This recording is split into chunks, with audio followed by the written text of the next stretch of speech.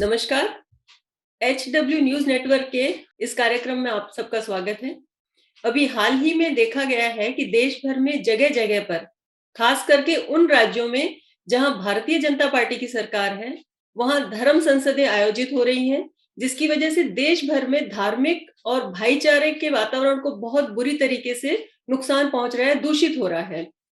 इसी बात को कानूनी तौर से समझने के लिए और खास करके धर्म संसदों के नाम पर हो रही ये अधर्म की और गैर कानूनी बातों को गहराई से समझने के लिए आज हम बात करेंगे प्रोफेसर फैजान मुस्तफा साहब से, जो कि कॉन्स्टिट्यूशनल लॉ के यानी कि संविधान के बारे में एक अथॉरिटी माने जाते हैं और क्रिमिनल लॉ की भी बहुत गहरी पकड़ रखते हैं। करीब 3 दशक से प्रोफेसर फैजान साहब इसी विषयों को पढ़ाते भी रहे हैं, लिखते भी रहे हैं और अलग-अलग नेशनल और इंटरनेशनल फोरम्स में अपनी बात भी रखते रहे हैं। ऑनरेबल सुप्रीम कोर्ट की वकील होने के नाते यहाँ पे मैं ये भी बात रखना चाहूंगी कि कई बार हमारी जजमेंट्स में भी प्रोफेसर फैजान साहब की लिखी हुई बातों को रेफर किया जाता है। फैजान साहब, आपका बहुत-बहुत स्वागत है। बहुत बहुत शुक्रिया। सर, जैसे कि आप जानते हैं कि हमारे देश की राष्ट्रीय एकता को, सांप्रदायिक सद्भाव को, अहिंसा को और शांति को बनाए रखने के लिए माना जाता है। इसमें कोई शक नहीं है कि 1947 में देश को अंग्रेजों से आजादी दिलाने में महात्मा गांधी जी का सबसे बड़ा हाथ रहा है। लेकिन सबसे बड़े दुख की बात यह रही है कि देश को मिली इस आजादी के महज 1 साल के अंदर आरएसएस के कार्यकर्ता नथुराम गोडसे ने महात्मा गांधी जी की हत्या कर दी। देश और दुनिया को बहुत बुरा झटका लगा, बहुत गहरा शोक भी पहुंचा। और आज भी सर न सिर्फ हमारे देश में बल्कि विदेशों में भी लोग महात्मा गांधी जी को उनकी सहिष्णुता, अहिंसा और उनकी जो और भी सद्भावना थी, उसके बारे में जानते हैं, लोग उन्हें फॉलो भी करते हैं। वहां पर भी सर महात्मा गांधी जी के सम्मान में 30 जनवरी को, जिस दिन उनकी हत्या हुई थी, सर्वधर्म संसदें बुलाई जाती हैं, राष्ट्रीय एकता के मार्च निकलते हैं, इसी तरह के और भी कार्यक्रम आयोजित किए जाते हैं।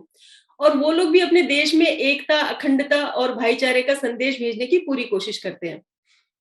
सर, महात्मा गांधी जी की ये जो निर्मम हत्या करने वाले नथुराम गोडसे थे, इन पर चले हुए राष्ट्रपिता महात्मा गांधी जी के मर्डर केस के बारे में थोड़ा बताएं। देखिए, ये इसमें नाथुराम गोडसे आरएसएस के वर्कर थे या नहीं, इसमें दो व्यूज हैं। एक व्यू देश के लिबरल स्कॉलर्स का है, वो समझते हैं कि वो मेंबर रहे और कई मीटिंग्स उन्होंने अटेंड की। आरएसएस का अपना व्यू ये है कि वो हिंदू महासभा के मेंबर थे और आरएसएस उन्होंने छोड़ दी थी। प्रश्न ये नहीं है कि वो एक्स ऑर्गेनाइजेशन के मेंबर थे या वाई ऑर्गेनाइजेशन के मेंबर थे। प्रश्न ये है कि उन्होंने जो हमारी सदी का सबसे ग्रेटेस्ट आदमी था जी, उसकी हत्या की, और उस आदमी की हत्या की जो अहिंसा का पुजारी था। जी, उस आदमी की हत्या की जिसने देश के स्वतंत्रता संग्राम को लीड किया, और उस आदमी की हत्या की जिसका मानवता में विश्वास था। जी, तो वो हत्या किसी एक व्यक्ति विशेष की हत्या नहीं है, वो अहिंसा की, मानवता की हत्या है। वो स्वतंत्रता संग्राम के आदर्शों की हत्या है। आपको मालूम है कि संविधान में जो नागरिकों के मौलिक कर्तव्य हैं, उसमें एक कर्तव्य ये है कि हम चेरिश करेंगे एंड अपहोल्ड करेंगे noble ideals of our freedom struggle. जी, वो उन नोबेल आइडियल्स, उन आदर्शों की हत्या है। अफसोस ये है कि 7 दशकों बाद हम मरने वाले के साथ नहीं हैं, जिसने देश को स्वतंत्रता दिलाई उसके साथ नहीं है, बल्कि जिसने राष्ट्रपिता की हत्या की, हम उस हत्या को रीइनेक्ट करते हैं। गांधी जो एक व्यक्ति था उसकी तो हत्या कर दी, अब हम उसकी जो पेंटिंग होती है या उसका कोई पोस्टर होता है उसमें भी ब्लड लगाकर उसको गोली मारते हैं। हम मंदिर बनाते हैं हत्यारे का, हम जय जयकार करते हैं जिसने राष्ट्रपिता की हत्या की। तो बात दरअसल किसी व्यक्ति की नहीं, किसी संगठन की नहीं, देश को तय करना है कि वो किन मूल्यों और किन आदर्शों पर आगे बढ़ना चाहता है। मुझे यकीन है कि देश की एक बहुत बड़ी तादाद आज भी अहिंसा और मानवता के साथ है, क्योंकि हिंदू धर्म अहिंसा और मानवता के साथ है। जी जितने भी धर्म हैं उसमें जो व्यापकता और जो लिबरलिज्म और अकोमोडेशन हिंदू धर्म में है, कि अगर आप नास्तिक भी हो जाएं तो आप हिंदू रहते हैं, जी अगर आप कोई और धर्म भी अपना लें तो भी आप हिंदू रहते हैं। जी तो जो हिंदू धर्म है उसके आदर्शों से भी हम दूर जा रहे हैं। भाई गांधी जी तो एक सच्चे हिंदू थे, तो बेसिकली वो हत्या एक हिंदू की भी हुई। अगर हमें लगता है कि हम एक सच्चे हिंदू की हत्या को सेलिब्रेट करें तो ठीक है, हमारी चॉइस है। जी हाँ, आप ठीक कह रहे हैं कि नथुराम गोडसे एक हत्यारा तो था ही, लेकिन साथ में जब उन्होंने महात्मा गांधी जैसे हमारे राष्ट्रपिता की हत्या की, जो कि हमारे एक जातिवादी को खत्म करके मानवता की भावना को सामने ला करके देश को जोड़ने का काम कर रहे थे, तो ऐसे एक महामानव की भी उन्होंने हत्या करी। इसके विपरीत आज सर देश में ये हो रहा है कि गांधी जी की इसमें कोई डिस्प्यूट नहीं है। इतने जितने देशों में मैं जाता हूं, कोई ना कोई सड़क गांधी जी के नाम पर होती है, कहीं ना कहीं उनकी प्रतिमा लगी होती है, और हम जाके वहां पर जो है अपनी श्रद्धांजलि उनको पेश करते हैं। तो जो न सिर्फ भारत बल्कि पूरे विश्व का आदर्श है, जिसकी वजह से विश्व में जो तीसरी दुनिया के लोग थे, जो कॉलोनियलिज्म के विरुद्ध लड़ रहे थे, उन सब का इंस्पिरेशन हमारे राष्ट्रपिता थे। आज हमें अपने राष्ट्रपिता पर गर्व नहीं है, हम ये कहते हैं कि उनकी फोटो भी करेंसी से हट जाए तो शायद बेहतर है। तो ये हमारी चॉइस है, हम उसमें कुछ नहीं कर सकते। नहीं सर, लेकिन ये मुझे नहीं लगता है कि मेजॉरिटी ऑफ इंडियंस की ये चॉइस होगी। ये अगर चॉइस है तो कुछ एक खास तबके की है जो इस तरह का वातावरण हमारे देश में आज क्रिएट कर मैंने रहा ये है। बोला मैंने ये बोला कि मैं अभी भी ये समझता हूं कि देश का 95, 97, 98% लोग जो हैं वो मानवता और राष्ट्रवाद और अहिंसा और सत्य में विश्वास करते हैं, क्योंकि यही हिंदू धर्म के आदर्श हैं, यही भारतीयता है। जी हाँ, लेकिन इसी के चलते सर ऐसा हो रहा है कि गांधी जी की विरासत को उन तबकों के द्वारा हल्के में लिया जाता है, अलग-अलग तरह से गांधी जी के ऊपर वार किए जाते हैं, उन्हें अपमानित किया जाता है, उनके लिए अपशब्द बोले जाते हैं, यहाँ तक कि उनको एक विलेन के तरीके से पेश किया जा रहा है। लेकिन सर ये जो सांप्रदायिक फासीवाद है, जिसका बढ़ता हुआ खतरा हमारे देश में मेजॉरिटी लोग जो हैं, जो असांप्रदायिक हैं, जो कॉन्स्टिट्यूशन में यकीन रखने वाले लोग हैं, वो महसूस कर रहे हैं इस खतरा। तो हमारी आज़ादी के आंदोलन के मूल्यों को और संविधान में दिए गए हमारे जो मूलभूत सिद्धांत हैं, इन पर ये कहा जा सकता है कि लगातार हमले हो रहे हैं। महात्मा गांधी जी के खिलाफ जो अपमानजनक घृणित भाषण दिया जाता है, अल्पसंख्यकों के खिलाफ नरसंहार की खुली धमकी दी जाती है, ये सभी उन भारतीयों के लिए बड़ी चिंता का विषय है जो एक लोकतांत्रिक संवैधानिक गणराज्य में विश्वास रखते हैं, उसके प्रति प्रतिबद्ध हैं। तो सर आप एक कॉन्स्टिट्यूशनल लॉ एक्सपर्ट होने के नाते आप पढ़ाते भी रहे हैं, तो ये जो धर्म संसद तथाकथित हुई हरिद्वार में और उसके बाद में रायपुर में भी हुई और अब एक और सुना है कि 23 तारीख को एक और होने जा रही है, तो इस पे आप क्या कहेंगे? देखिए, सबसे पहले तो ये कि अगर देश गांधी जी के आदर्शों से हट रहा है या उसका विश्वास कम हो रहा है, तो उसके लिए कहीं ना कहीं कांग्रेस को जिम्मेदार करार देना पड़ेगा। कांग्रेस की सबसे बड़ी आइकन गांधी जी थे। कांग्रेस ने सिस्टमैटिकली गांधी जी के आदर्शों को बार बार उस पर बात करने, लोगों में वो इनकलकेट करने का जो प्रयत्न किया जाना चाहिए था, वो प्रयत्न नहीं हुआ।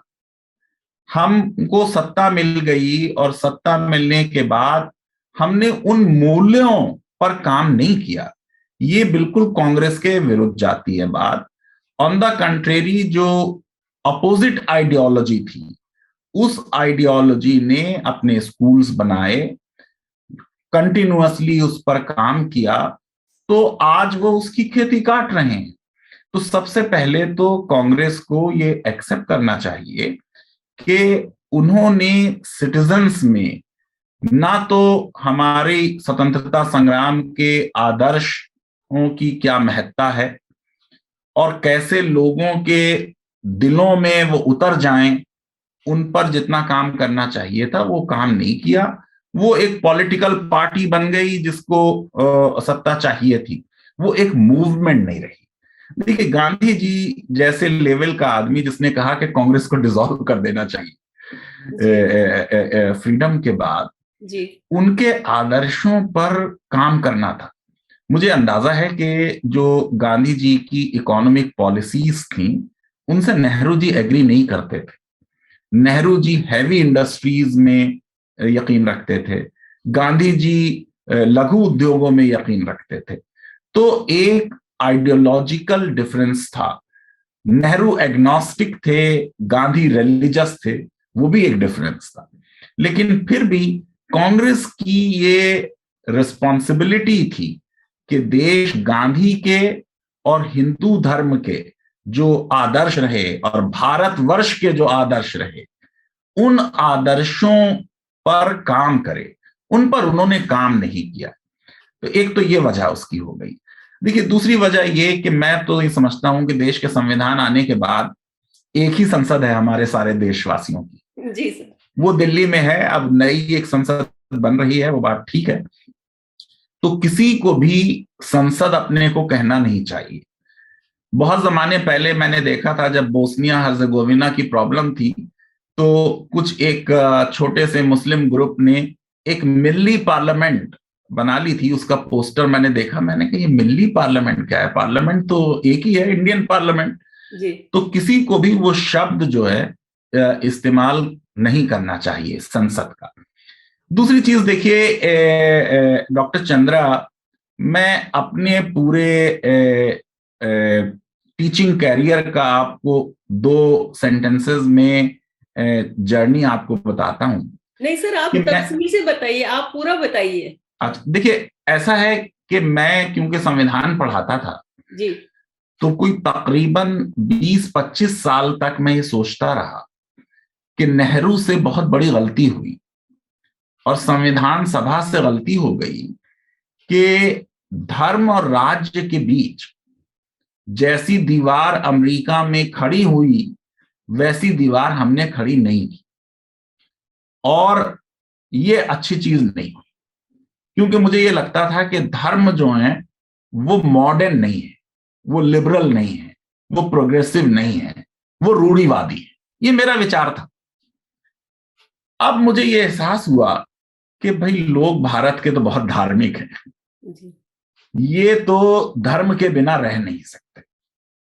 तो मैंने डॉक्टर चंद्रा पेपर शुरू किया रिलीजन एंड लॉ पढ़ाना। अच्छा, और धर्म और राज्य के बीच क्या रिश्ता है, धर्म और कानून के बीच क्या रिश्ता है, ये मैं अब पढ़ाता हूं। और मुझे ये एहसास हुआ कि ये सोचना कि धर्म और राज्य के बीच जो जेफरसियन वॉल है या टू सोर्ड थ्योरी है, या फ्रांस या अमेरिका यूरोप में जैसा दोनों को अलग कर दिया गया कि एक म्यान में 2 तलवारें नहीं रह सकती, धर्म और राज्य साथ नहीं रह सकते, शायद ये मुमकिन ही नहीं। क्योंकि अमेरिका में भी धर्म जो है वो अभी भी उसका बड़ा रोल है। आप ये सोचिए कि अमेरिका की सुप्रीम कोर्ट कई बार ये कह चुकी है कि we are a Christian nation, we are a nation with a Christian soul. Bharat की सुप्रीम कोर्ट ने ये बात कभी नहीं कही। हिंदुत्व के जजमेंट पे आर्गुमेंट फॉर एंड अगेंस्ट हो सकते हैं कि उन्होंने हिंदुइज्म को कह दिया कि ये एक वे ऑफ लाइफ है। राम माधव जी ने मेरे शो पे कहा था कि भाई हर धर्म एक वे ऑफ लाइफ होता है उस धर्म के मानने वालों के लिए। लेकिन मैं दूसरी बात कह रहा हूं कि देखिए, हर अमेरिकन राष्ट्रपति ने भी रिलीजन का जिक्र किया। व्हाइट हाउस में प्रेयर ब्रेकफास्ट होते हैं, अमेरिका की सुप्रीम कोर्ट के दरवाजे खोले जाते हैं सुबह तो जोर से नारा लगाया जाता है, गॉड सेव दिस कोर्ट। इसका मतलब धर्म और राज्य को पूरी तरह अलग करना शायद नामुमकिन। अगर लोगों की धर्मों में इतनी आस्था है तो फिर शायद सेकुलरिज्म का मॉडल प्रैक्टिकल नहीं। अच्छा, अगर वो मॉडल प्रैक्टिकल नहीं है तो फिर हमको ये सोचना होगा कि क्या हमारी पॉलिटिक्स में भी धर्म आए।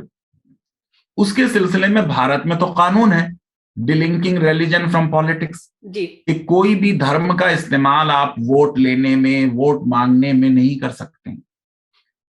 तो बेहतर ये होता शायद कि वॉल होती, लेकिन हम धार्मिक थे तो अच्छा ही हुआ कि वो वॉल नहीं हुई। मैं ये समझता हूं कि लोगों को ये सोचना चाहिए कि जितने भी धर्म हैं वो सब पुराने हैं। देश ने स्पिरिट ऑफ इंक्वायरी और साइंटिफिक टेम्पर को अडॉप्ट किया है। आगे बढ़ने के लिए आप पीछे नहीं देखते, आगे जाते हैं। उस आगे जाने में आप अपने धर्म को सब कोई मानना चाहे वो माने, किसी को दिन भर साल भर रोजे रखे, पूरे दिन 5 वक्त के बजाय वो 50 समय नमाज पढ़ता रहे, कोई दिन भर मंदिर में रहना चाहे तो रहे, लेकिन हमारा जो पब्लिक सेक्टर हो और जो हमारी स्टेट हो उसका कोई धर्म नहीं, जो कि अभी भी नहीं है, स्टेट सब धर्मों से समान दूरी बनाए रखे जी। तो हुआ क्या कि जब पॉलिटिकल लीडरशिप नेहरू के स्टेचर की नहीं रही, जिसको अपना चुनाव जीतने के लिए धर्म नहीं चाहिए था, वो अपने आप में काफी था, तो पॉलिटिकल लीडरशिप ने धर्म का इस्तेमाल थोड़ा थोड़ा शुरू कर दिया। इंदिरा जी ने भी किया। मुझे याद है कि एक चुनाव में इवन नानाजी देशमुख के नाम से पोस्टर मैंने देखे थे कि नानाजी के नाम पर मोहर लगेगी हाथ पर। तो इंदिरा जी जिस तरह से अजमेर शरीफ जा रही हैं, चादर जा रही है अजमेर शरीफ, रोजा अफ्तार हो रहे हैं, राजीव गांधी जो है वो बाल्टी बाबा का आशीर्वाद लेने जा रहे हैं, वो एक चारपाई पे पेड़ के ऊपर बैठे हुए हैं और उन्होंने अपना जो है चरण आगे कर दिए हैं, वो बिल्कुल झुके हुए हैं। इसी तरीके से खुद को हाँ, इसी तरीके से आप देखते हैं कि डेरा सच्चा सौदा जी, हर चुनाव में पॉलिटिकल लीडरशिप उनके पास जाती जी। तो जो पॉलिटिक्स ने अपने सेल्फिश पॉलिटिकल इंटरेस्ट के लिए धर्म का इस्तेमाल शुरू किया, उसके लिए धर्म से ज्यादा पॉलिटिशियन दोषी, उसके लिए देश के नागरिक दोषी हैं कि वो अपनी थियोलॉजी को, अपनी डे टू डे की जो उनकी जरूरतें हैं उनसे अलग नहीं कर पाए। आपको जॉब चाहिए, धर्म जॉब नहीं देता है, राज्य जॉब दे सकता है जी। आपको शिक्षा चाहिए, धर्म थोड़ी शिक्षा देगा, आपको स्टेट एजुकेशन देगा। तो मैं समझता हूं कि लोग भी धर्म, यानी एक कह लीजिए कि दुनिया और मरने के बाद की दुनिया का डिफरेंस नहीं कर पाए, और राजनेताओं ने सोचा कि लोग बिना पढ़े लिखे हैं, इनकी धार्मिक भावनाएं हैं, उन भावनाओं को अगर हम उभारें तो फिर हमको राजनीति की रोटियां सेकने में मदद मिलेगी। वो हर पॉलिटिकल पार्टी ने किया। उसकी वजह से आज हम उस मुकाम पे पहुंच गए कि धार्मिक नेता जो हैं या धार्मिक संत जो हैं वो धर्म के बजाय राजनीति करने, वो जब धर्म को छोड़कर राजनीति करते हैं, अगर एक धर्म प्रधान भी राष्ट्र बन जाए उसमें सबसे ज्यादा नुकसान धर्म का होता है, क्योंकि स्टेट जो है वो फिर धर्म को डोमिनेट करती। पहले स्टेट धर्म को यूज करती है, लोगों के धार्मिक भावनाओं को उकसाती है, उभारती है। उसमें हर तरह के लीडर्स हैं, मुस्लिम लीडर्स भी हैं जो धर्म संसद में जिस तरीके की प्रोवोकेटिव बातें हुई वो यकीनन गलत हैं, लेकिन ऐसी बातें आप और भी लोगों की देख सकते हैं। सर उसी धर्म संसद में वसीम रिजवी नाम का एक बंदा था जो पहले मुस्लिम था, अब त्यागी बन के उसमें पार्टिसिपेट किया था। हाँ नहीं, वो तो चलिए एक उसकी आजादी है। देखिए वसीम रिजवी को धर्म परिवर्तन का संवैधानिक अधिकार है, उस अधिकार पर कोई प्रश्न नहीं लगाया जा सकता। अगर उनको ये लगता है कि इस्लाम धर्म अच्छा नहीं है तो उनको पूरा हक है कि वो उस धर्म को छोड़े, और उस पर किसी ने कोई कभी प्रश्न नहीं किया, ना किसी को करना चाहिए। क्वेश्चन ये है कि क्या धर्म जो है वो राज्य पर हावी हो जाए। अगर धर्म राज्य पर हावी हो रहा है वो अच्छी चीज नहीं है, क्योंकि इवेंचुअली होगा यह कि राज्य धर्म पर हावी हो जाएगा। धर्म क्या है फिर राज्य बताएगा।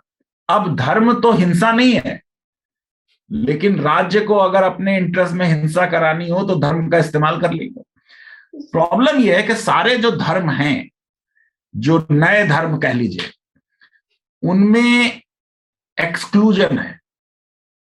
हर धर्म यह समझता है कि जो मेरा रास्ता है बस वही सच है। ये बात संवैधानिक विजन के विरुद्ध है।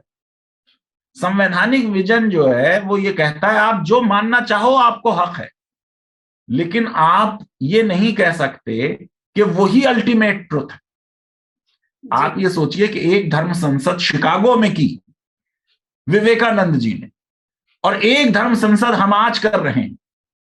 विवेकानंद को आइडियल मानते हैं लेकिन विवेकानंद की कोई बात नहीं मानते। ठीक उसका विवेकानंद ने तो बहुत ही लिबरल और टॉलरेंट वर्जन अपने देश का पेश किया जी। तो मतलब मुझे ये ताज्जुब है कि ये लोग इवन मोहन भागवत जी की बात नहीं सुन रहे हैं। मोहन भागवत जी तो कह रहे हैं कि हिंदुत्व की कल्पना मुसलमानों के बिना नामुमकिन है। जी। अगर हम ये कह रहे हैं कि जो भी भारत में रह रहा है वो हिंदू है, हिंदू एक ज्योग्राफिकल टर्म है, तो फिर अगर सब हिंदू हैं तो फिर एक्सक्लूजन और अदरिंग कैसे हम कर सकते हैं? तो सभी झगड़ा ही खत्म है। सर यहाँ पे कुछ कंफ्यूजन दिखने को मिलती है। जैसा कि आपने कहा कि धर्म, अगर ये जो धर्म को मानने वाले साधु संत हैं, अगर वो राज्य पे हावी हो जाएंगे तो राज्य धर्म तय करेगा, और अगर राज्य धर्म तय करेगा तो ये एक्सक्लूजन जो आप बता रहे हैं वो फॉलो करेंगे। अगर वो फॉलो करेंगे तो इसी वजह से शायद कम्युनल हेट्रेड पैदा करेंगे, जो कि वो हमें धर्म संसदों में देखने को मिल रही है। तो क्या आपको लगता है कि ये एक बड़े ही सुनियोजित तरीके से सांप्रदायिक नफरत, जिसे हम कम्युनल हेट्रेड भी कहते हैं, उसे फैलाया जा रहा है, जिसका उद्देश्य सिर्फ अल्पसंख्यकों को, दलितों को, आदिवासियों को, या हमारे समाज के वो उत्पीड़ित लोग जो कि शोषित वर्ग हैं, जो कि छोटे हैं, उनको अलग थलग किया जा रहा है, आतंकित किया जा रहा है, और समाज का ऐसा ध्रुवीकरण किया जा रहा है सर कि जिससे समाज एक विभाजन की तरफ आगे चल रहा है। ऐसी कोई साजिश चल रही है? देखिए ये कहना कि साजिश है नहीं, ये तो जिन लोगों ने बहुत उसको डीपली स्टडी किया हो वो बता पाएंगे, लेकिन मैं आपको विश्व के इतिहास से ये बता सकता हूं कि जब भी धर्म का इस्तेमाल राजनीति के लिए होगा उसमें पहले तो धर्म का नुकसान होगा, फिर देश का नुकसान होगा। तो अगर हमको धर्म में इंटरेस्ट है तो धर्म जो है वो थियोलॉजियंस के पास, धार्मिक स्कॉलर्स के पास रहना चाहिए। अगर हमें देश में इंटरेस्ट है तो देश की सत्ता की बागडोर धर्म से अलग राजनेताओं के पास होनी चाहिए। और राजनेताओं के लिए, जैसा प्रधानमंत्री जी बार बार कहते हैं कि the only Holi book for us is the constitution of India. अब ये जो विचार है, ये पूछिए जो धार्मिक नेता है, क्या उनके लिए संविधान सबसे पवित्र ग्रंथ है? आप किसी भी धार्मिक नेता से पूछेंगे वो ये नहीं कह पाए। जी। ये है कॉन्फ्लिक्ट।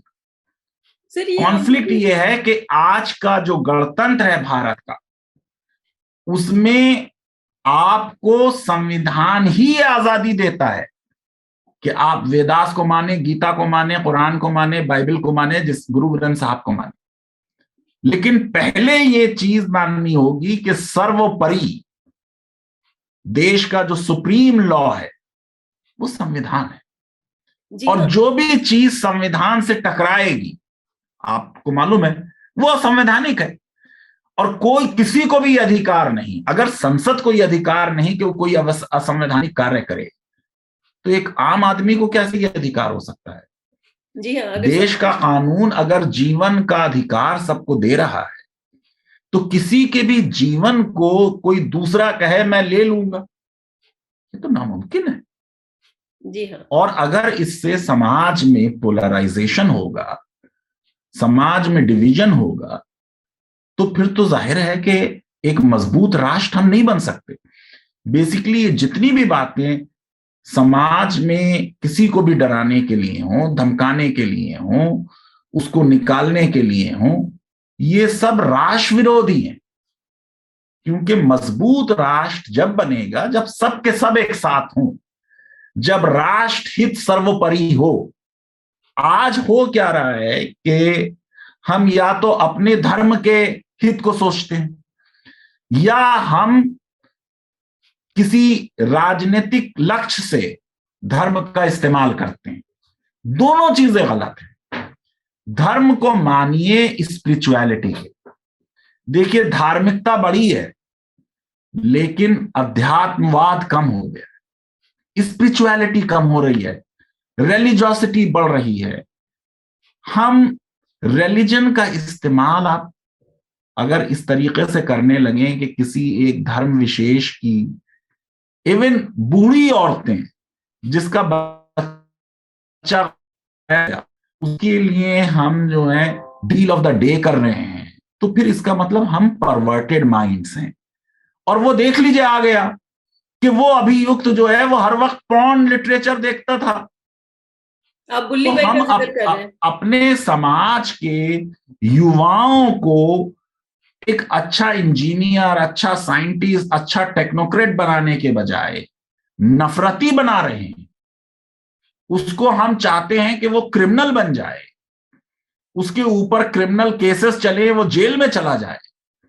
तो फिर तो ये समाज के विरुद्ध, धर्म के विरुद्ध, राष्ट्र के विरुद्ध हम कार्य कर रहे हैं।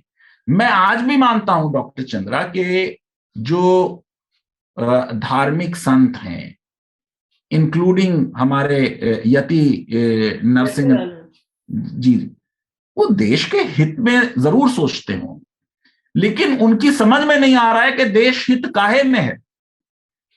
मैं ये नहीं मानने के लिए आज भी तैयार हूं कि वो भारत का कुछ बुरा चाहते। कोई भी संगठन ऐसा आज नहीं है देश में जो देश के विरुद्ध चाहता हो, लेकिन आपका विजन गलत है।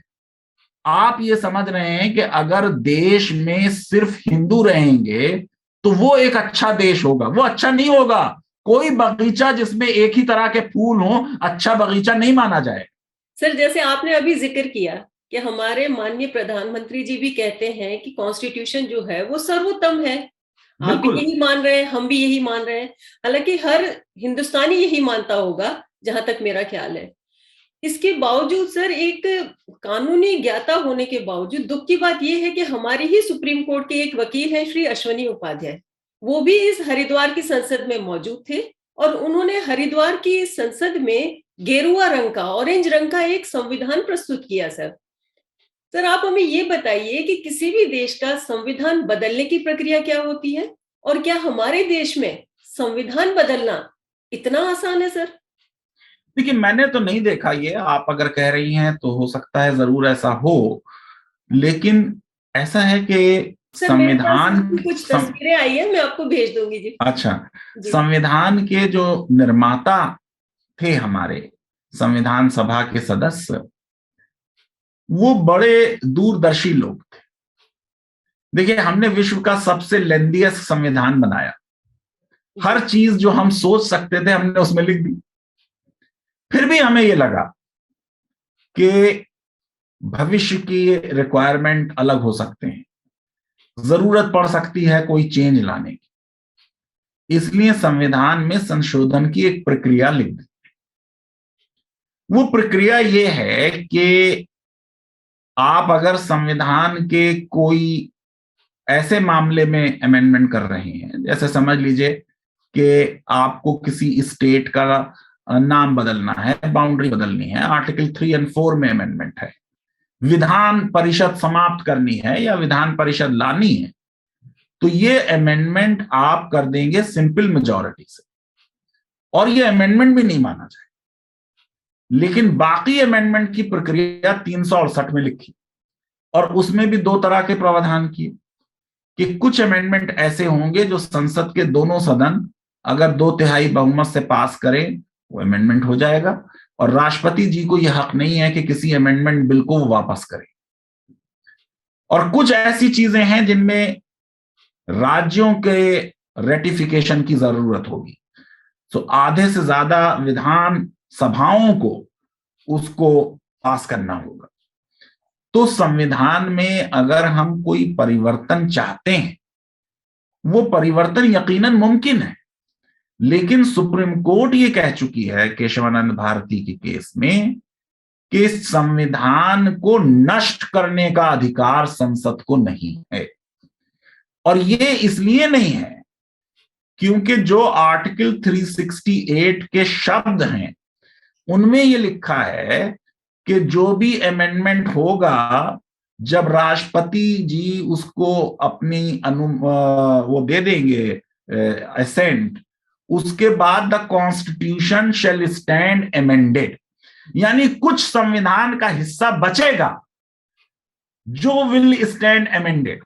और उससे सुप्रीम कोर्ट की मेजॉरिटी ने केशवानंद भारती के केस में 1973 में ये निकाला कि संविधान के मूलभूत ढांचे को नहीं बदला जा सकता, यानी संसद जो है वो खुद संविधान के अधीन है, संसद को अधिकार संशोधन करने का संविधान ने दिया है, तो जो क्रिएटेड है वो क्रिएटर को समाप्त नहीं कर सकती, ये प्रिंसिपल है।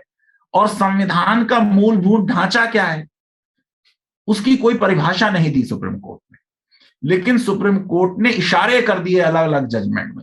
फेडरलिज्म बेसिक स्ट्रक्चर है, सेकुलरिज्म बेसिक स्ट्रक्चर है, डेमोक्रेसी बेसिक स्ट्रक्चर है, separation of powers basic structure है, इस तरह की चीजें बता दी गई। मौलिक अधिकारों को कह दिया गया, माइनॉरिटी राइट्स को कह दिया गया, ये बेसिक स्ट्रक्चर है।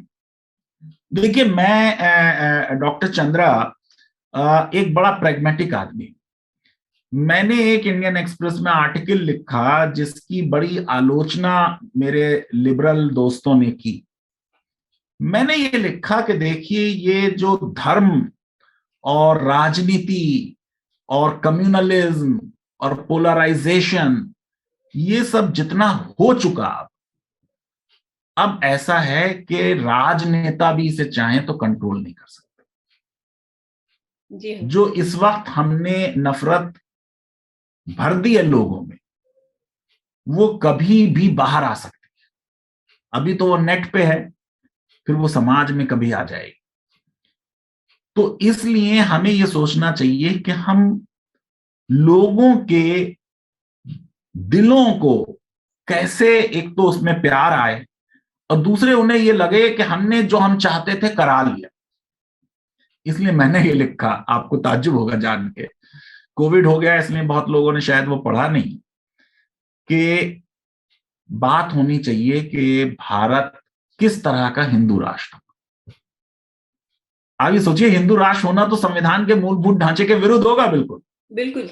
लेकिन ये कि अगर वाकई हम चाहते हैं तो एक 13 से बड़ी जजेस से बड़ी बेंच जो है वो पहले बेसिक स्ट्रक्चर डॉक्ट्रिन को ओवर रूल करे, और हम संविधान को बदलना चाहें, रेफरेंडम करें, उस पर जो भी कुछ करना है करें। लेकिन ये लोग अब सेटिस्फाई उससे कम में नहीं होंगे। अब अगर वो नहीं होंगे तो उनसे पूछो क्या होगा, किस तरह का होगा। उनके माइंड में बड़ी बात कर रहे हैं प्रोफेसर फैजान, आप बहुत बड़ी बात कर रहे हैं कि ये लोग उससे सेटिस्फाई नहीं होंगे। तो ये नहीं, मैं बता रहा हूं आपको, मैंने तो लिख दिया कि इस पे डिबेट करें। देखिए, एक मॉडल जी जो धर्म प्रधान राष्ट्र का है वो पाकिस्तान का है। इंडिया में कोई इसके लिए राजी नहीं है कि जो पाकिस्तान ने किया वो हम करें, क्योंकि पाकिस्तान ने जो किया उसके लिए तो वो बर्बाद हुए। धर्म के नाम पे राष्ट्र बनना गलत, और धर्म और राष्ट्र में एक हो जाना और राष्ट्र का किसी एक धर्म विशेष को राज धर्म डिक्लेयर करना, उसकी वजह से तो आप देखिए कि पाकिस्तान के खुद पूर्व राष्ट्रपति परवेज मुशर्रफ ने अपनी किताब में लिखा कि Pakistan is a failed state. तो भारत को तो पाकिस्तान के रास्ते पे नहीं जाना है, मतलब ना हम सऊदी अरब बनना चाहेंगे। कुल मिला के सर आपकी विजन, आपके विचार ये कह रहे हैं कि हम आगे बढ़ने की बजाय पीछे चल रहे हैं। अगर हम नहीं, मैं आपको बता रहा हूं मैंने क्या कहा। मैंने ये कहा कि ना हम सऊदी अरब बन सकते हैं, ना पाकिस्तान बन सकते हैं, अगर हमको इन लोगों के जो जज्बात हैं, इमोशंस हैं, उनको कंसीडर करते हुए सोचना है कुछ करने के लिए, तो हमें मॉडल देखिए, एक सेकुलरिज्म का मॉडल है फ्रांस का जी, एक है अमेरिका का। ये वो मॉडल है जिसमें दो तलवारें हैं, धर्म और राज साथ नहीं आ सकते। लेकिन एक सेकुलरिज्म का मॉडल है, इसको कहते हैं सेपरेशन मॉडल, और एक मॉडल है इंग्लैंड का, इसको कहते हैं ज्यूरिसडिक्शन मॉडल। इंग्लैंड की जो क्वीन है वो आज भी कहलाती हैं defender of faith. Anglican church जो है वो उनकी ऑफिशियल राष्ट्रीय चर्च है। तो मैंने ये कहा कि इंग्लैंड के मॉडल को स्टडी करें, ग्रीस के मॉडल को स्टडी करें, सोचें, क्योंकि हमारे माइंड में अगर कोई ये सोच रहा है कि हिंदू राष्ट्र में समानता का अधिकार नहीं होगा, जीवन का अधिकार नहीं होगा, धार्मिक स्वतंत्रता का अधिकार नहीं होगा, वोटिंग को बहुत बेवकूफ है, ऐसा कभी नहीं हो सकता। अगर ये सब होना है सर, ये बात दोबारा कहें, ये बात अगर कोई ये सोचता है कि हिंदू राष्ट्र में जीवन का अधिकार, राइट टू लाइफ नहीं होगा, राइट टू रिलीजन नहीं होगा, राइट टू इक्वालिटी नहीं होगा, तो गलत सोचता है। ऐसा नहीं हो सकता। आज का जो भी देश है वो जब भी संविधान बनाएगा, बदल भी देगा संविधान को, तब भी कुछ मौलिक अधिकार देने पड़ेंगे। राइट टू वोट हर नागरिक का रहेगा, कुछ नहीं फर्क पड़ता उससे, आप उसे हिंदू राष्ट्र बनाओ, क्रिश्चियन राष्ट्र बनाओ। अबे पाकिस्तान में भी तो अल्पसंख्यकों को राइट टू वोट है, उनके लिए तो रिजर्वेशन है, असेंबली में सीट्स हैं उनकी अलग। अगर आप हिंदू राष्ट्र बनाएंगे तो पता चला आपको मुसलमानों के लिए अलग सीटें बना दी, तो वर्ष हो जाएगा और बुरा। मेरा कहने का मतलब यह है कि एक मॉडल श्रीलंका में, श्रीलंका का संविधान ये कहता है कि Buddhism is a dominant cultural heritage. अगर हम इस पे बहस करें कि भाई किस तरह का धार्मिक राष्ट्र आपको चाहिए, क्या उसका विजन होगा, तो वो रियल डिबेट होगी। उस डिबेट से लिबरल्स भी भागते हैं और फेनेटिक्स भी भागते हैं, और मैं दोनों की बुराइयां सुनता हूं, मैं दोनों की सुन रहा हूं। सर, लिबरल्स इसलिए भागते हैं कि वो किसी धर्म विशेष को फॉलो नहीं करना चाहते, नहीं करना चाहते। लेकिन आज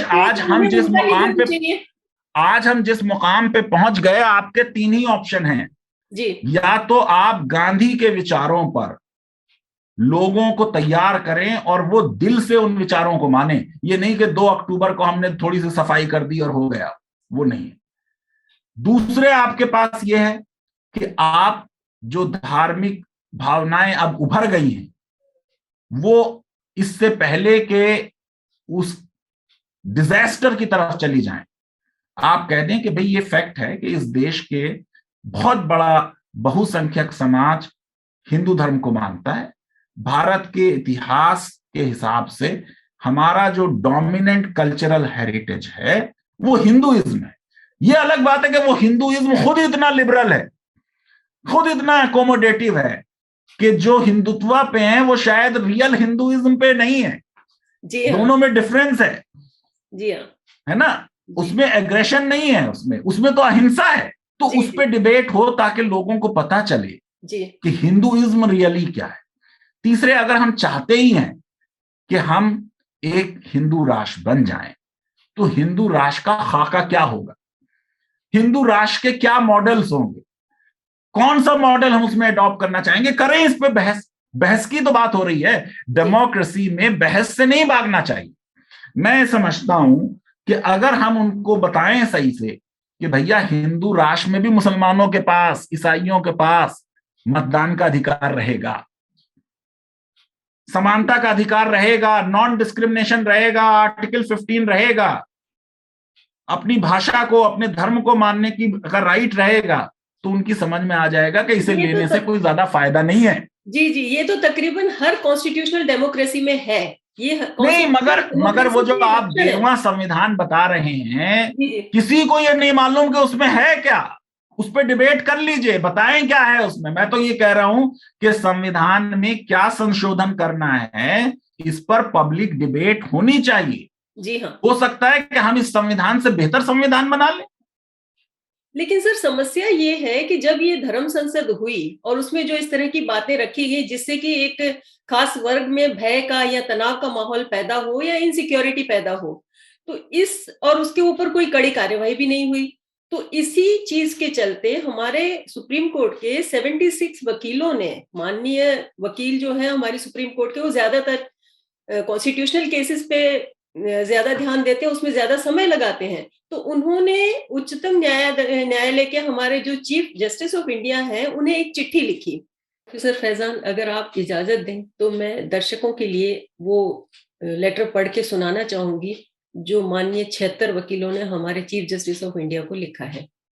हमारे 76 वकीलों ने माननीय चीफ जस्टिस ऑफ इंडिया से ये लिखा, and I quote, this is to bring to your kind notice that between the 17th and 19th of December 2021, at two separate events organized in Delhi by the Hindu Yuva Vahini and Haridwar by Yati Narsinganand, hate speeches consisting of open call for genocide of Muslims in order to achieve ethnic cleansings were made by the following: Yati Narsinganand Giri, Sagar Sindhu Maharaj, Dharamdas Maharaj, Premanand Maharaj, Sadhvi Annapurna, alias Puja Shakun Pandey, स्वामी आनंद स्वरूप, अश्वनी उपाध्याय, सुरेश चौहान के, स्वामी प्रबोधानंद गिरी.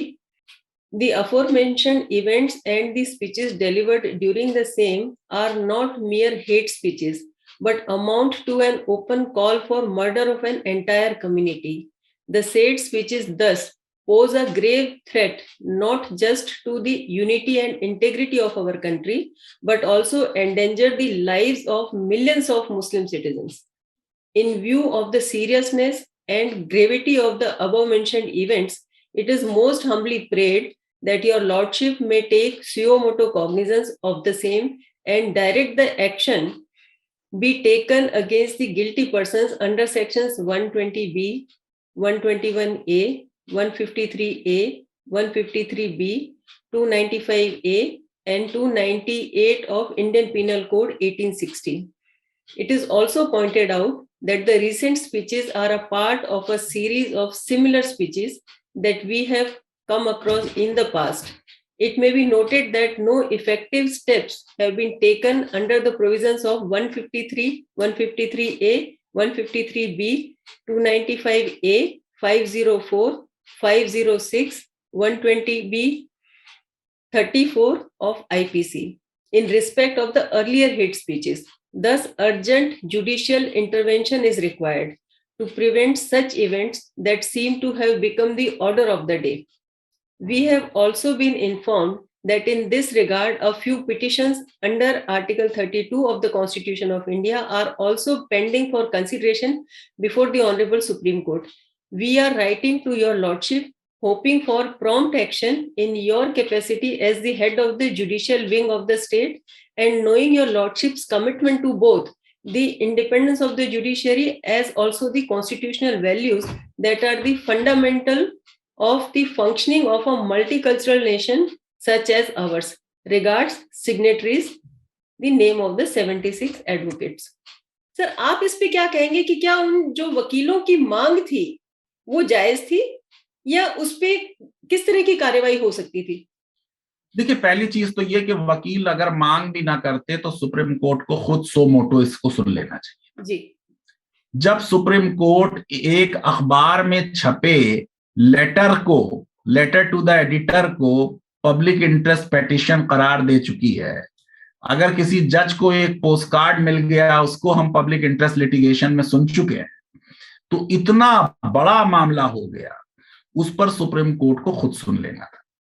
मसला यह है कि देखिए, मैंने अपनी legal awareness web series, आप जानते हैं कि मैं एक चैनल चलाता हूं, उसमें मैंने पूरा एक वीडियो बनाया कि सुप्रीम कोर्ट इस केस में क्या कर सकती। देखिए, आप भी वकील हैं और मैं भी कानून पढ़ाता हूं, तो हमें सुप्रीम कोर्ट के साथ भी फेयर होना चाहिए। देखिए, सुप्रीम कोर्ट को जो कुछ कहना था वो तो शहजाद पूनावाला में कह दिया। अब तो मसला यह है कि शहजाद पूनावाला का जजमेंट आज तक पूरी तरह इंप्लीमेंट नहीं हुआ, तो कोर्ट क्या अपनी कंटेम्प्ट पावर्स का इस्तेमाल करेगी? उन्होंने जो डायरेक्टिव्स दी थी इतनी लंबी, ये बात सच है कि वो केस बेसिकली लिंचिंग के बारे में था, लेकिन उसमें हेट स्पीच की बातें भी हैं, क्योंकि लिंचिंग की भी बुनियाद हेट स्पीच होती। सर, इसी बात को लेकर के कि वो केस लिंचिंग का था और इसमें लागू नहीं होगा, बहुत दुविधा सी बनी हुई है। सर, इसको थोड़ा सा क्लियर नहीं, बेसिकली वो केस लिंचिंग का था। देखिए, लिंचिंग भी कैसे शुरू होती है, ये सब की बुनियाद नफरत है जी। हम किसी को पब्लिकली मार देते हैं, इसका मतलब ये कि हम उससे नफरत करते हैं, तो नफरत को एड्रेस करना बहुत जरूरी है।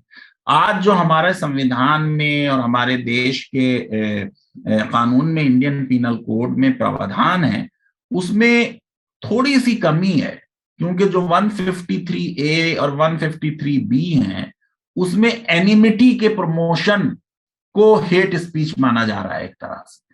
अब कोई कह सकता है मैंने एनिमिटी तो नहीं की, कोई उसमें कह सकता है कि जब तक वायलेंस नहीं हुई तब तक तो हम हेट स्पीच पे सजा नहीं देंगे। दरअसल जेनोसाइड कॉल में सबसे खास बात यह कि जो सेक्शन 3 है जेनोसाइड कन्वेंशन का, उसमें जेनोसाइड कॉल भी जेनोसाइड है। ये जरूरी नहीं है कि लोग मर जाएं, वो अपने आप में एक जुर्म है। सुप्रीम कोर्ट में अब तो हियरिंग हो गई और नोटिस भी इशू हो गया और 10 दिन में रिपोर्ट भी मांग ली गई, और आप देखिए कि उस हियरिंग के 24 घंटे के अंदर वसीम रिजवी की अरेस्ट भी हो गई, क्योंकि अब सरकारों को 10 दिन बाद सुप्रीम कोर्ट को बताना है कि हमने क्या कार्रवाई। लेकिन डॉक्टर चंद्रा, मैं हर चीज में कहता हूं, कानून और सजा समस्या का हल नहीं। आप 10 लोगों को सजा दे दीजिए, उससे कोई डेटरेंट इफेक्ट नहीं होगा।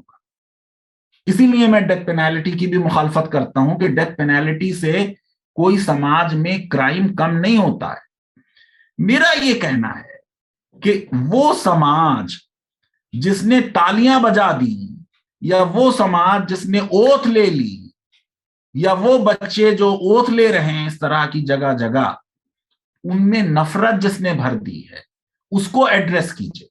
और उसको पनिशमेंट से नहीं होगा मामला, उसे बताइए। क्योंकि मैं कह रहा हूं ना आपसे कि जितने भी ये लोग ओथ ले रहे हैं या नरसंहार की बात कर रहे हैं, मैं आज भी ये नहीं मानने के लिए तैयार हूं कि वो राष्ट्र के विरुद्ध हैं, देशद्रोही हैं। ऐसा नहीं है।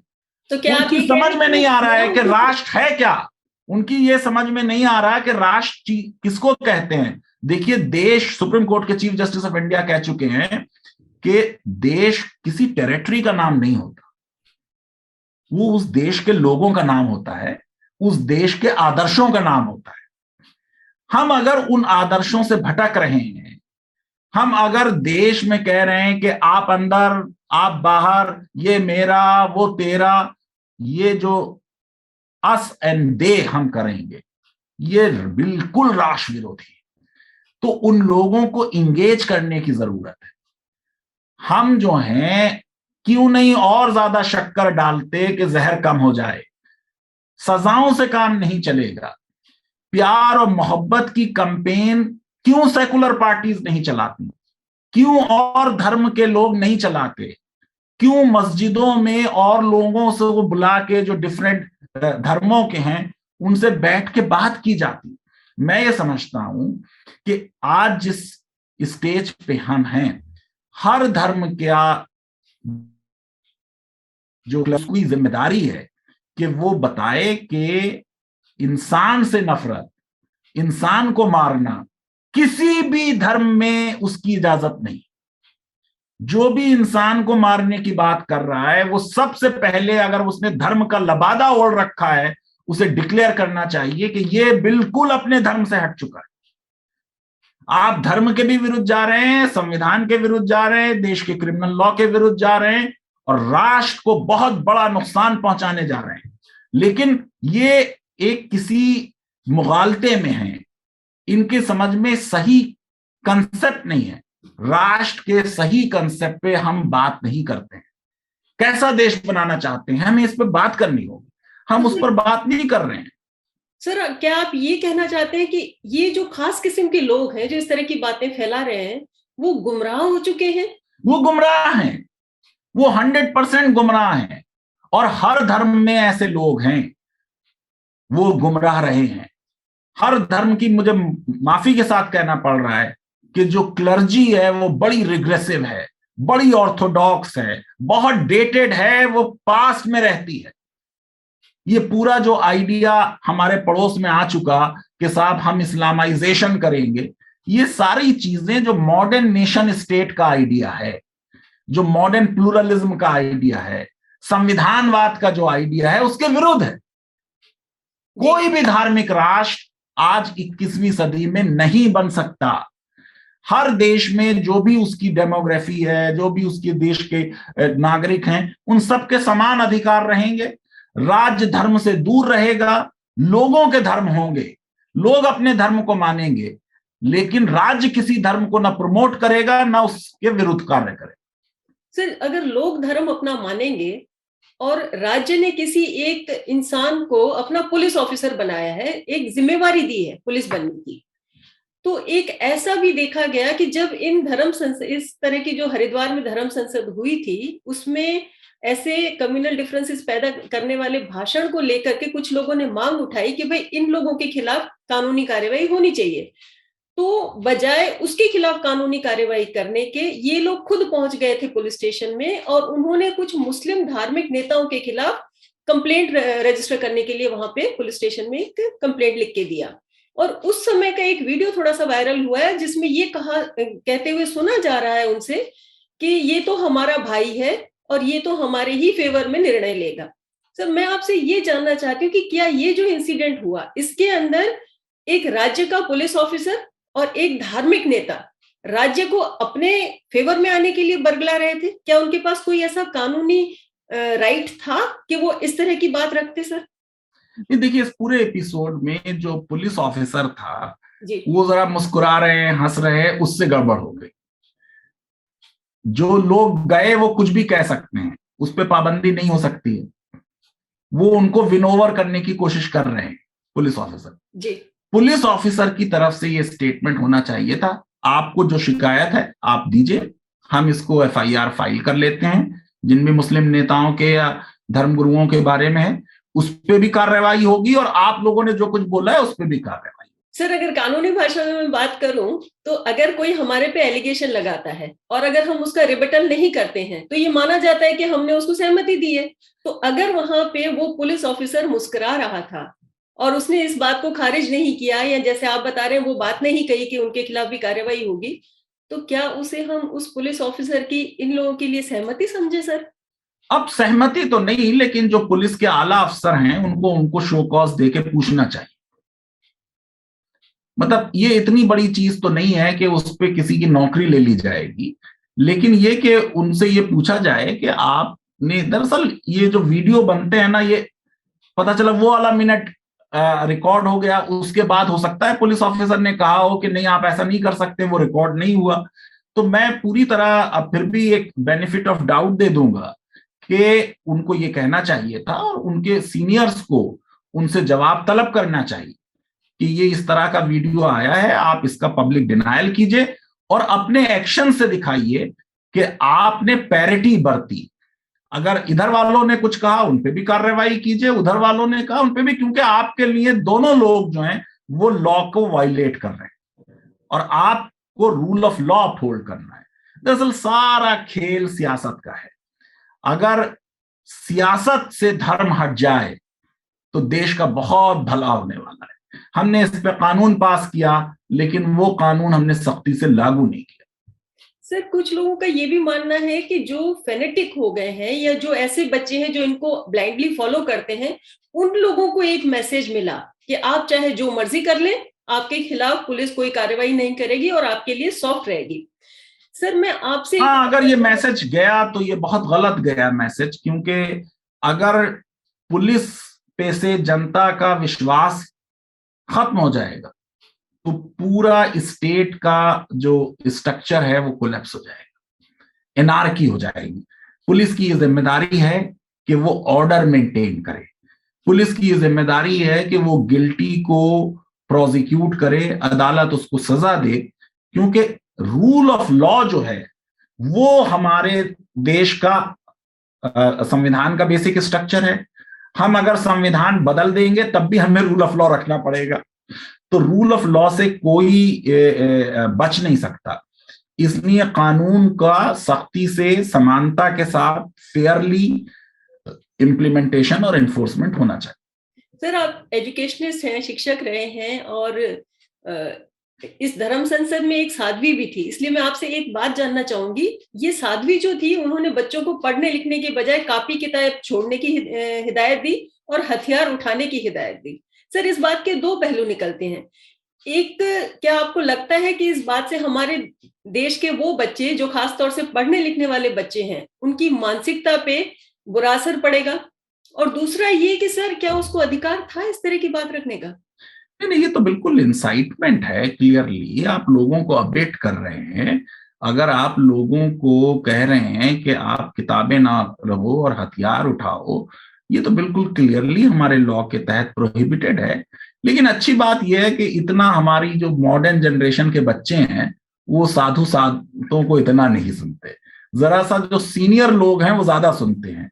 जो जनरेशन नेक्स्ट है वो मैं ये समझता हूं कि उनमें से दो चार कोई इधर उधर एक्सेप्शंस हों, वो ना तो उतनी रिलीजियस है और ना वो साधु संतों की इस तरह की एब्सर्ड बातों पर कोई ध्यान देने वाली। सर ये धर्म संसद जो हुई उसमें वहां के जो मुख्यमंत्री थे उत्तराखंड के, वो भी आए और उन्होंने भी उस धर्म संसद के कुछ साधुओं को हाथ जोड़ के नमन किया और उनके पैर भी छुए।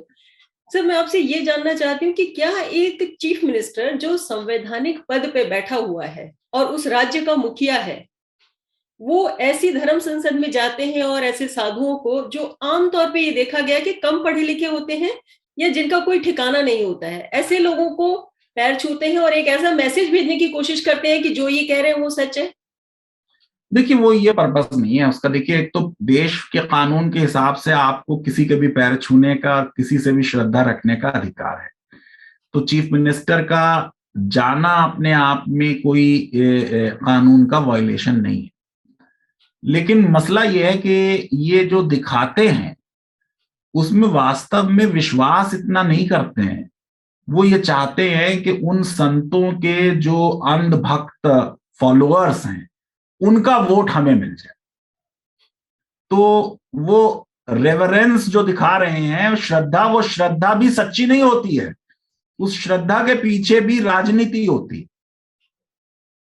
सर अगर इसी सवाल को मैं कुछ दूसरे तरीके से रखूं तो मैं ये आपसे जानना चाहूंगी कि वो लोग जो चुन के आते हैं, चुन के आने के बाद में संवैधानिक पदों पे बैठते हैं, मसलन जैसे ये चीफ मिनिस्टर थे या जैसे हमारे प्रधानमंत्री नरेंद्र मोदी जी हैं, क्या इनको हमारे संविधान के अंदर कोई ऐसा अधिकार मिलता है कि ये संवैधानिक पदों पे बैठ करके पूरे देश के मंत्री बने या एक राज्य के मंत्री बने और उसके बाद में अपनी पर्टिकुलर पार्टी जिससे वो ताल्लुक रखते हैं उसके लिए जाकर के प्रचार प्रसार करें?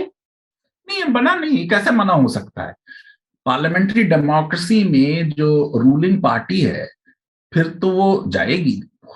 तरीका ये है कि सरकारी तंत्र का इस्तेमाल नहीं होगा। आप देखिए कि इंदिरा जी का नॉमिनेशन फाइल होने में कोई दो जी पे रायबरेली की डिस्ट्रिक्ट कलेक्टर ने प्रोवाइड कर दी थी और वो पूरा इलेक्शन इलाहाबाद हाई कोर्ट ने निरस्त किया। और उसके नतीजे में आप देखिए, जबकि सुप्रीम कोर्ट ने उसे स्टे कर दिया, लेकिन देश में आपातकाल। अधिकार तो मंत्रियों का, प्रधानमंत्री और मुख्यमंत्री का कैंपेन करने का बिल्कुल अधिकार है। अगर वो कंपेन नहीं करेंगे तो कैसे उनकी पार्टी या वो खुद सत्ता में वापस लौटेंगे। लेकिन उसमें जो एयरक्राफ्ट इस्तेमाल हो, जो गाड़ियां इस्तेमाल हो, उसकी फंडिंग जो है वो पार्टी से आए और उसका जो इलेक्शन एक्सपेंसेस हैं उसमें ट्रांसपेरेंट तरीके से उसे डिक्लेयर किया जाए। तो और यही तरीका है, यही कानून है, लेकिन ये कि कोई मनाही नहीं है, वो जा सकते हैं। सर, मैं आपसे लास्ट में 2 बातें पूछना चाहूंगी, 2 बातें जानना चाहूंगी। आपका क्या संदेश है सर उन लोगों को जो भयभीत हो चुके हैं या डर चुके हैं आज के समाज के वातावरण को देखते हुए? और दूसरा, उन बच्चों को जो किसी न किसी तरीके से कहीं न कहीं एक कॉन्फ्लिक्ट में आ जाते हैं कि साधु-साधियों की बात माने, कॉपी छोड़े, हथियार उठाएँ या फिर अपनी पढ़ाई पे ध्यान दें। सर, दोनों को देखिए एड्रेस करके एक-एक मैसेज दीजिए। देखिए पहली चीज तो यह है कि कॉपी किताब बिल्कुल ना छोड़ें, चाहे कोई भी कहे। इसलिए क्योंकि कॉपी किताब पढ़ने से आपका जो इस दुनिया में जीवन है वो भी सफल होगा, और इस दुनिया के बाद की चीजें भी, धर्म को भी आप जब ही पढ़ पाएंगे जब आप पढ़े लिखे हैं। अगर आप धर्म को भी पढ़ना चाहते हैं तो भी उसके लिए पढ़ाई लिखाई करें। दूसरी चीज ये कि कोई भयभीत ना हो, और कोई भयभीत नहीं है। देश के अल्पसंख्यकों का देश के संविधान में पूरा विश्वास है। आप देखिए कि कहीं भी मुसलमानों का कोई बहुत एंग्री रिएक्शन, प्रोटेस्ट, रैली नहीं हुई इसके बाद। सर, असली इसलिए क्यों गांधीगिरी देखने को मिली है मुसलमानों के द्वारा इस धर्म संसद होने के बाद में असली गांधीगिरी देखने को मिली है। सर, मैं एक घटना का जिक्र करना चाहूंगी। एक मौलाना साहब को मैंने ये कहते हुए सुना, ऑफ कोर्स सोशल मीडिया पे सुना सर। उन्होंने ये कहा कि अगर इनके, क्योंकि साध्वी ने ये कहा था कि हमारे 100 बंदे हथियार उठाएंगे और इनके 20 लाख लोग अगर मार देंगे तब भी हमारी बहुत बड़ी जीत हो जाएगी। तो उन्होंने इस बात का जिक्र करते हुए कहा था कि अगर इनकी प्यास हम लोगों के 20 लाख लोगों को मारने से बुझती है तो फला फला मस्जिद में हम लोग जुम्मे को, 7 जनवरी को जुम्मा था, उस दिन हम वहां पे 20,000 बंदे अपनी स्वेच्छा से आकर के हाजिर होंगे, आए और अपनी प्यास बुझा लें। सर, मैं मानती हूँ पर्सनली कि इससे बड़ी गांधीगिरी और क्या हो सकती है। नहीं, देखिए ऐसा है कि देश का जो कानून है वो अभी भी सक्षम है कि इन लोगों से रूल ऑफ लॉ के तहत निपट ले। निपटे। इसलिए कोई इसमें भयभीत नहीं, और किसी को भयभीत किया नहीं जा सकता। देखिए, जो जर्मनी में भी ज्यूज बहुत कम थे, इतना बड़ा नरसंहार हो गया, ज्यूज को समाप्त नहीं किया जा सका जी। बल्कि आप ये सोचिए कि उसके नतीजे में universal declaration of human rights बन गया। जो भारत में मुसलमानों की आबादी है वो इतनी बड़ी है कि किसी भी तरीके से, किसी भी नरसंहार से वो समाप्त नहीं हो सकती। तो जो चीज हम हासिल ही नहीं कर सकते उस पर हमें अपनी एनर्जी नहीं लगानी चाहिए। मैं आपके जरिए ये बात आपके व्यूअर्स तक पहुंचाना चाहता हूं कि ये इस तरीके की जो उत्तेजक और इश्तियाल अंगेज बातें होती हैं, ये बातें अगर मीडिया डिस्कस भी ना करे तो बंद हो जाएं। इसमें अट्रैक्शन नहीं है। नफरतें जो हैं उनकी उम्र बहुत कम होती है। अल्टीमेटली जीत प्यार की होती है, और मुझे पूरा विश्वास है देश के संविधान की जीत होगी, देश की जीत होगी। और ये इतिहास हमारा देखें आप, बहुत ऊंच नीच आई है, बहुत हमारे ऊपर मुश्किल समय आए हैं। जो 1947 में नफरतें थीं और जो 1947 में जिस तरीके की सांप्रदायिकता थी, देश उस खून के दरिया से बाहर निकल आया और तरक्की के रास्ते पर अग्रसर हुआ।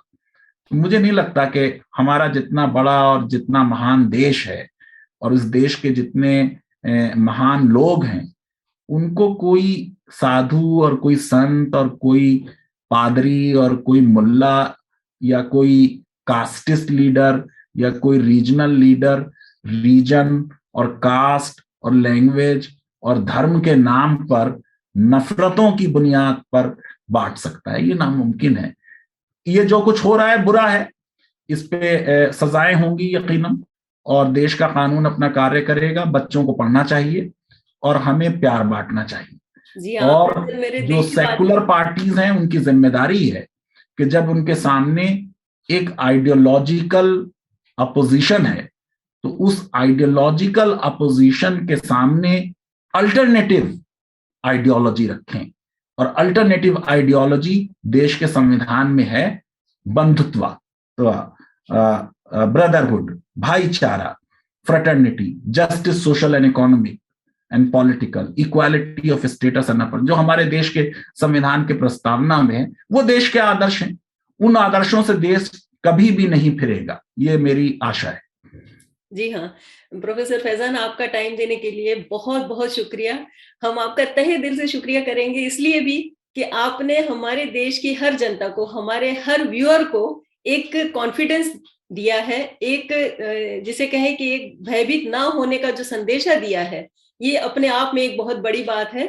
और मुझे लगता है कि इसका बहुत असर होगा और बच्चे कॉपी किताब भी नहीं छोड़ेंगे और हमारा देश तरक्की कर रहा था और करता रहेगा। बहुत बहुत शुक्रिया। धन्यवाद। Thank you.